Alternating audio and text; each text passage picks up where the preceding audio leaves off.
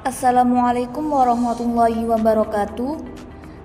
Kembali lagi kita pada pembelajaran hari ini yang akan membahas mengenai materi trigonometri. Trigonometri itu apa sih, Bu? Jadi anak-anak, trigonometri adalah cabang ilmu dalam matematika yang mempelajari hubungan antara sisi dan sudut pada segitiga.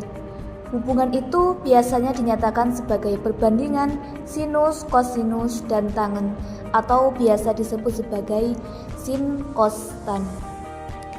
Anak-anak, trigonometri juga memiliki banyak kegunaan dalam kehidupan sehari-hari. Tapi mungkin kita yang tidak menyadari tentang hal itu. Seperti trigonometri digunakan untuk mengukur jarak dan tinggi yang tidak dapat diukur langsung. Contohnya, pada suatu hari, Firda sedang liburan ke kota. Di tengah perjalanan, ia melihat banyak gedung pencakar langit. Kemudian, ia penasaran, berapa sih tinggi gedung tersebut? Nah, untuk menghitung tingginya, kita bisa gunakan rumus perbandingan trigonometri. Kemudian dapat digunakan pada olahraga, seperti dalam permainan bola basket. Trigonometri ini digunakan untuk menghitung sudut lemparan atau pukulan agar bola bisa sampai ke target yang akurat. Selanjutnya dapat digunakan dalam bidang arsitektur. Trigonometri ini digunakan oleh para insinyur dan arsitek untuk mengukur jarak dan sudut dalam pembangunan, misalnya dalam pembangunan jembatan. Trigonometri dapat juga digunakan pada navigasi dan pemetaan, penerbangan dan astronomi, konstruksi jalanan, desain dan pengukuran dalam dunia teknologi, fotografi dan seni, dan masih banyak lagi, karena trigonometri membantu kita dalam menyelesaikan berbagai masalah yang melibatkan pengukuran sudut dan jarak. Pada perbandingan trigonometri ini, agar lebih mudah dipahami, kita bisa gunakan segitiga siku-siku seperti pada gambar berikut.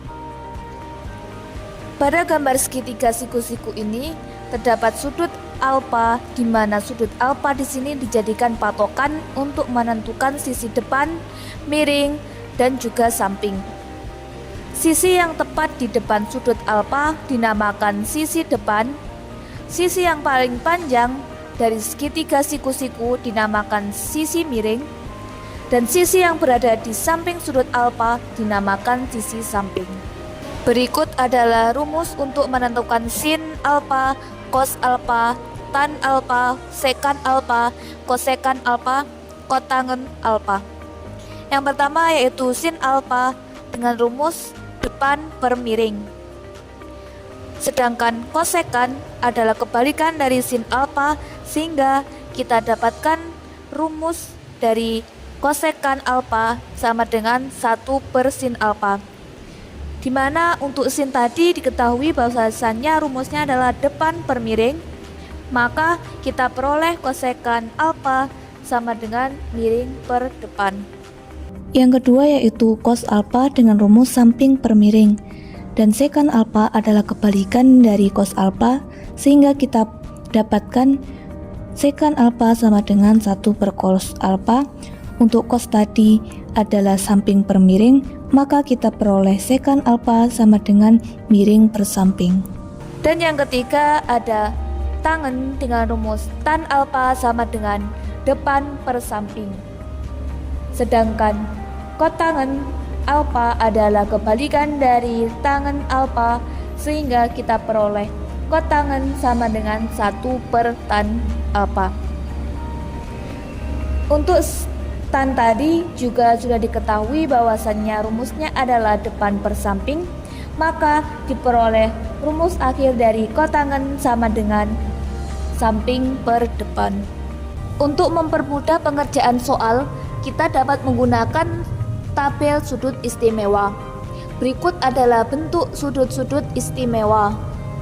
Untuk mempermudah penghafalan sudut istimewa trigonometri, dapat kita gunakan grafik kuadran, di mana seperti pada gambar berikut ini, di sini terdapat kuadran 1, 2, 3, dan 4.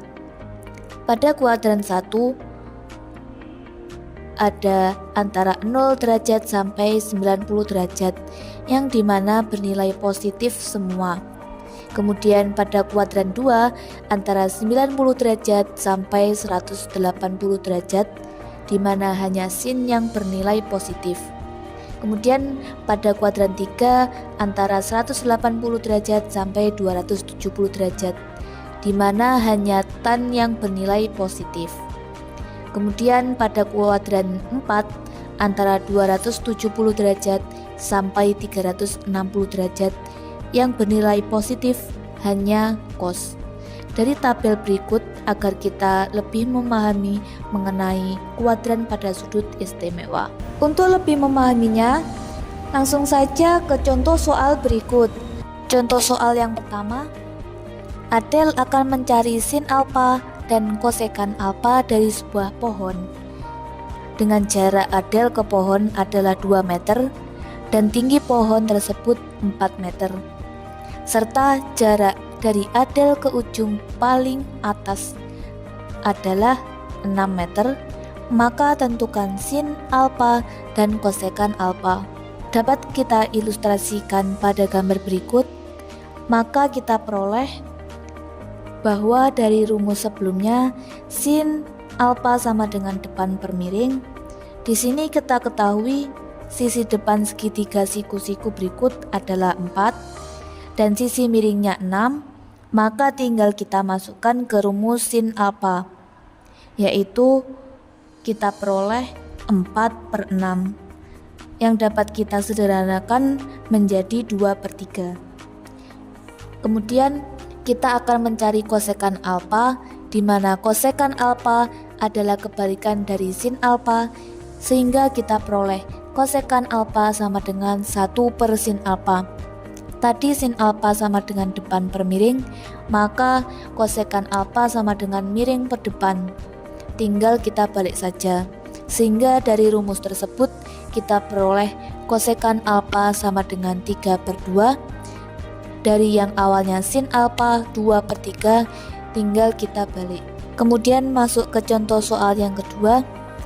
Firda ingin mendaki sebuah bukit yang sangat curam, di mana Firda akan menentukan cos alfa dan sekan alfa dari bukit tersebut. Dengan tinggi bukit 10 meter, lebar bukit 8 meter, dan panjang tali dari ujung atas bukit hingga posisi Firda yaitu 15 meter. Maka tentukan cos alfa dan sekan alfa. Untuk mempermudah pengerjaan, dapat kita ilustrasikan seperti pada gambar di samping ini. Maka kita peroleh pada rumus sebelumnya yaitu cos alfa sama dengan samping per miring. Dari gambar tersebut kita ketahui bahwa sisi sampingnya 8 meter dan miringnya 15 meter. Maka tinggal kita masukkan ke rumus sebelumnya. Cos alfa sama dengan 8/15.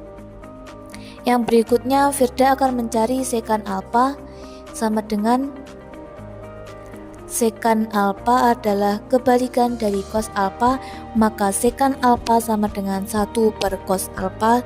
Kita peroleh sekan alfa sama dengan miring per samping, tinggal kita masukkan menjadi 15/8. Contoh soal yang ketiga, Yazid akan menghitung sebuah tan alfa dan kotangan alfa dari sebuah roket yang baru lepas landas. Roket tersebut sudah mencapai ketinggian 36 dari permukaan tanah.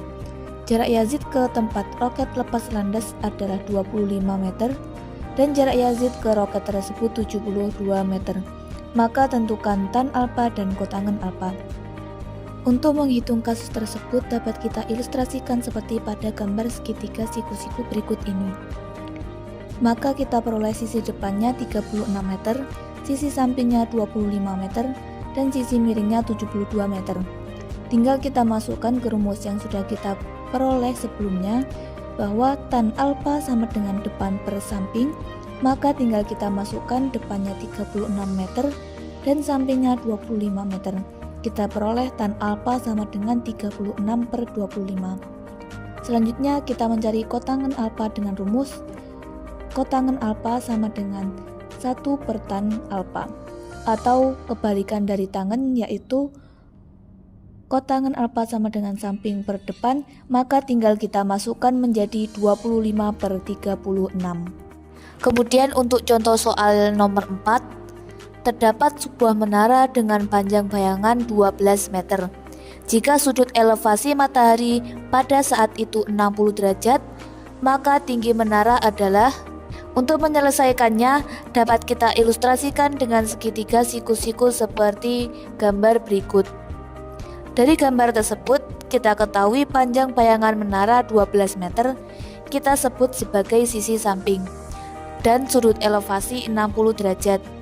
Kita dapat mencari tinggi menara tersebut dengan rumus tan alfa. Dengan rumus tan alfa sama dengan depan per samping. Diketahui bahwa tan alfa sama dengan 60 derajat, dapat kita peroleh nilainya dari sudut istimewa, yaitu tan 60 derajat sama dengan akar 3. Maka dapat kita hitung tan alfa sama dengan depan per samping, sehingga depan sama dengan samping dikali tan alfa sama dengan 12 dikali akar 3. Dari penjelasan dan beberapa contoh soal tadi, apakah sudah paham atau ada pertanyaan? Kalau begitu, kita sedikit ulas kembali materi tadi. Apa yang kalian ketahui mengenai trigonometri? Trigonometri adalah ilmu yang mempelajari hubungan antara sisi dan dinyatakan sebagai perbandingan sin cos tan. Ya, benar. Kemudian trigonometri tadi kan juga dijelaskan dapat diaplikasikan dalam kehidupan sehari-hari atau juga banyak kita gunakan dalam kehidupan sehari-hari. Apa saja itu tadi? Saya Bu, trigonometri dalam kehidupan sehari-hari dapat digunakan untuk mengukur tinggi sebuah bangunan, mengukur lemparan permainan bola basket, dan dapat digunakan untuk mengukur jarak dan sudut pembangunan jembatan.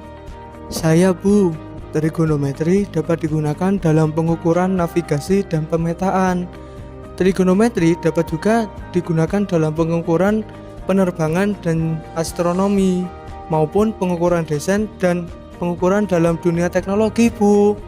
Untuk pemahaman lebih dalam lagi, kerjakanlah latihan soal berikut. Seorang anak yang memiliki tinggi badan 155 cm berdiri pada jarak 12 meter dari tiang bendera. Ia melihat puncak tiang bendera tersebut dengan sudut elevasi 45 derajat. Hitunglah berapa tinggi dari tiang bendera tersebut. Itu tadi sedikit penjelasan tentang materi perbandingan trigonometri. Semoga bermanfaat dan jangan lupa like, comment, and subscribe.